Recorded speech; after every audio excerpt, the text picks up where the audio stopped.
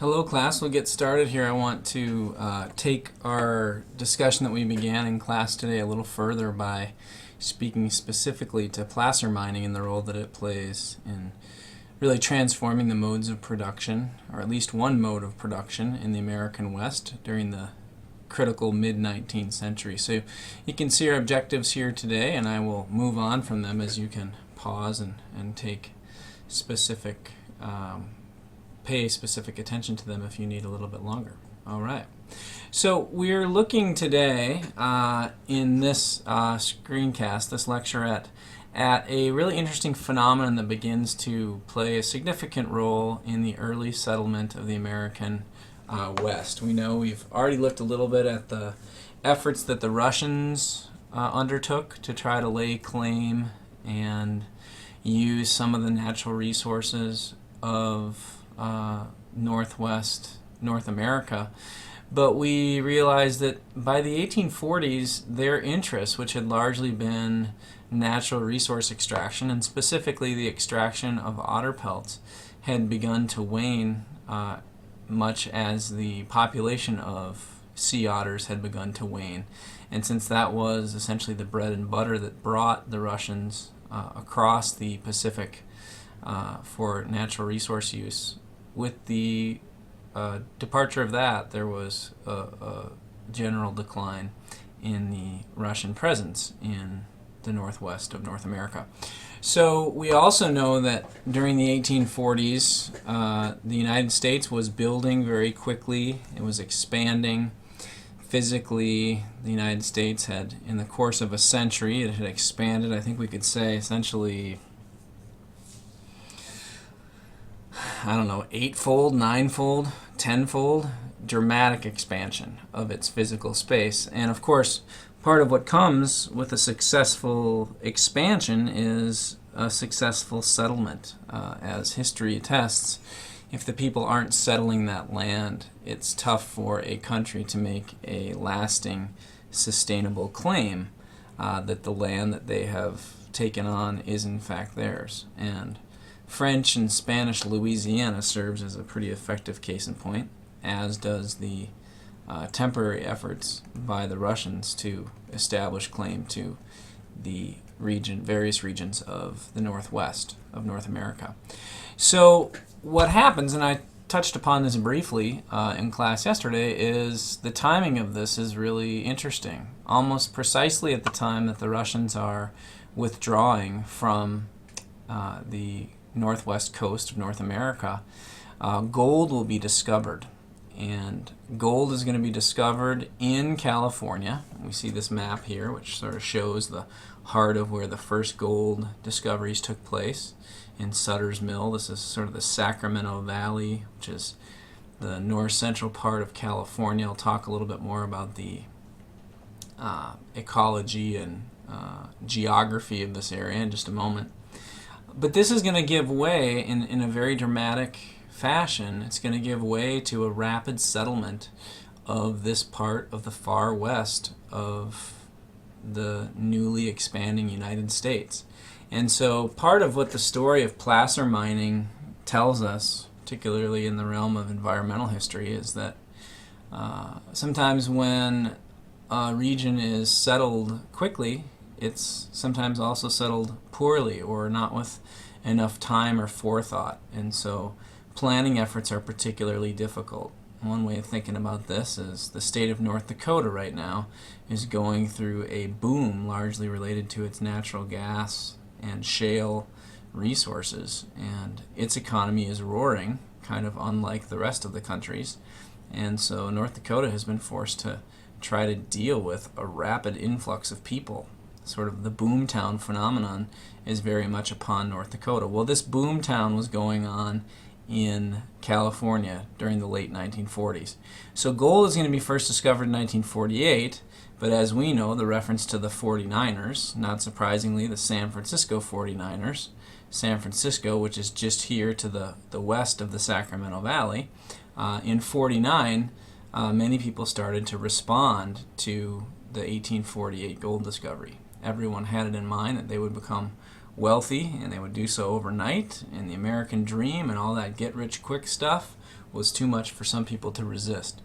So what we want to understand is that when gold is first discovered, pardon me, the gold rush really, for the most part, was anything but.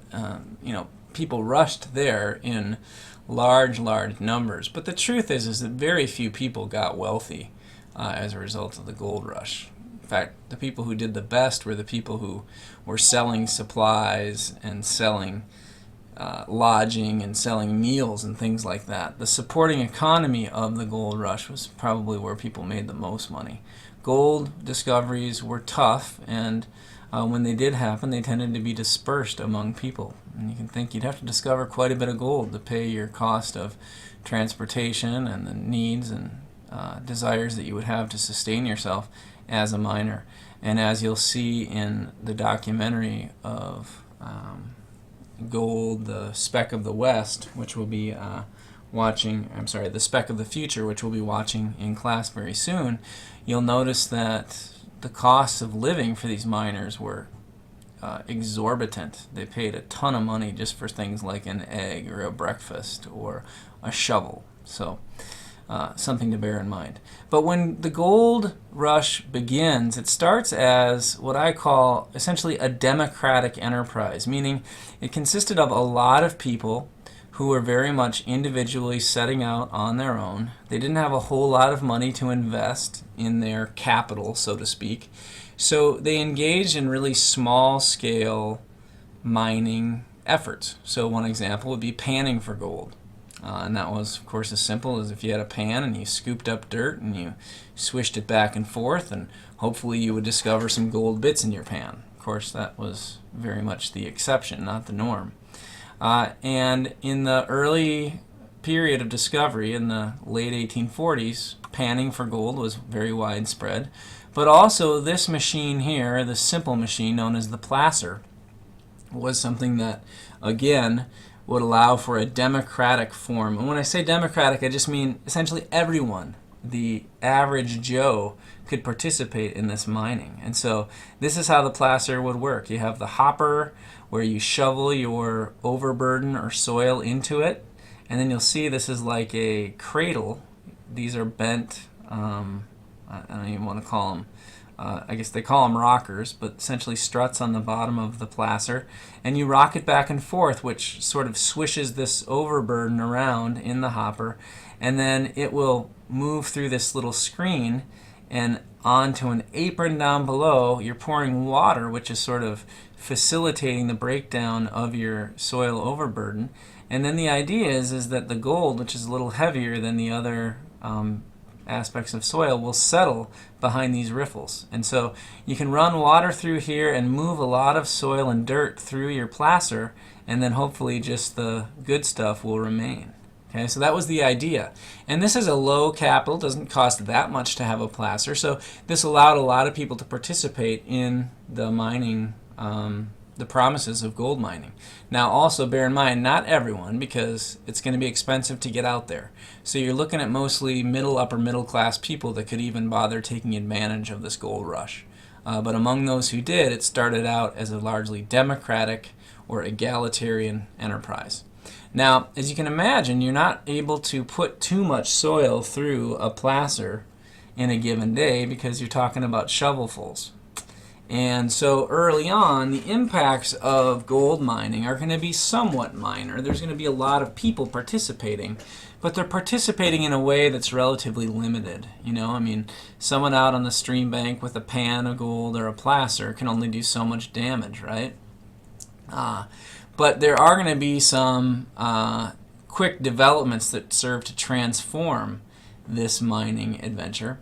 It's also worth noting that when gold is discovered in the central valleys of California along the American River, let me just talk about this a little bit.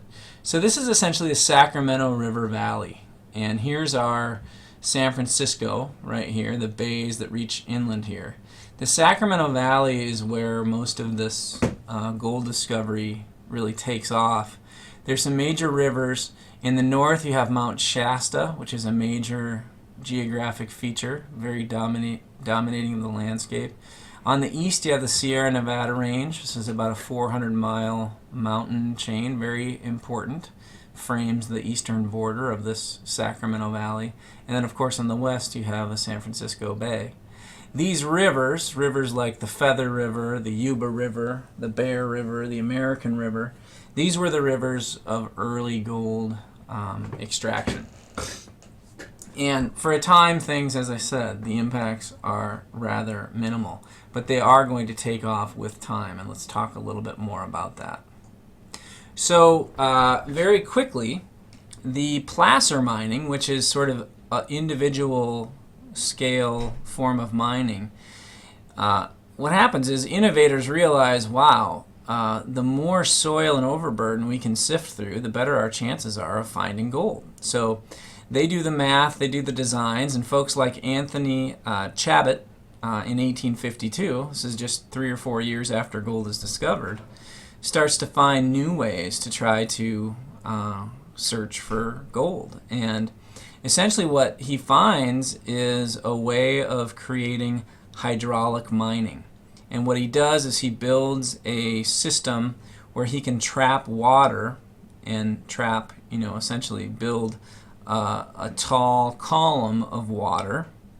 He calls this a head wall, and hook a hose to it. So if you have, say, 50 feet of water stacked up, of course gravity works on water much as it does on anything, and that's going to create pressure.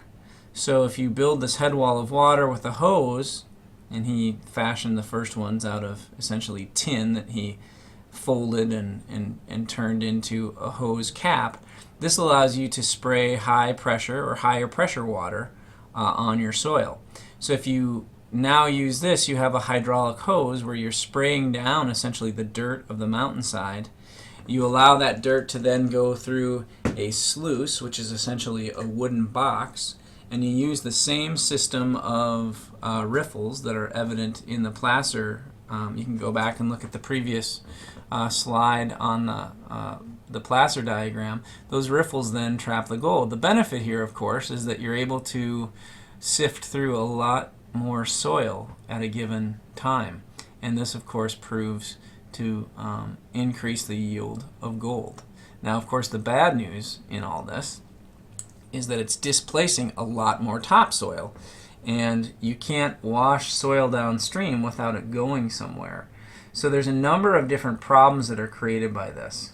One, what happens is mining starts to become more of a capital enterprise where you have people who were once individual prospectors who were hoping to get rich themselves. Now they're turning into wage laborers under this new sort of industrial-sized mining. We can say the mode of production now is going to be hydraulic mining. Okay, and the other problem is that this means that the sediment and the erosion and the tailings from the mining process are going to be of a much greater scale. And so this has consequences for various animal species. It has poses problems for the ecology of these rivers and streams. Fish, for example, can't really lay their eggs in a silty, sediment-ridden stream bottom.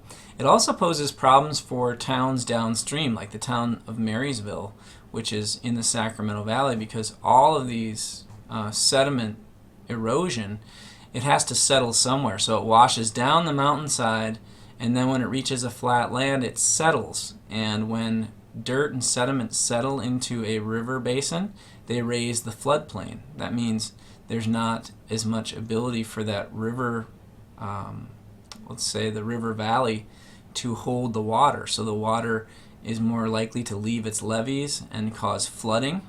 That's something that Marysville experiences a much greater frequency. And it also creates toxins and problems for agriculture in the valley. So I'll wrap this up by saying in 1884, the people of the Sacramento Valley in the 9th District Court of the U.S. federal court system passes a decision known as the Sawyer decision, which formally forbids hydraulic mining. And this is something that shows an early, essentially, environmental decision in a time where very few cases were decided based on environmental concerns and consequences. So with that, we'll stop, and I'll be showing you a documentary in class that takes us a little more deeper into mining. Take care.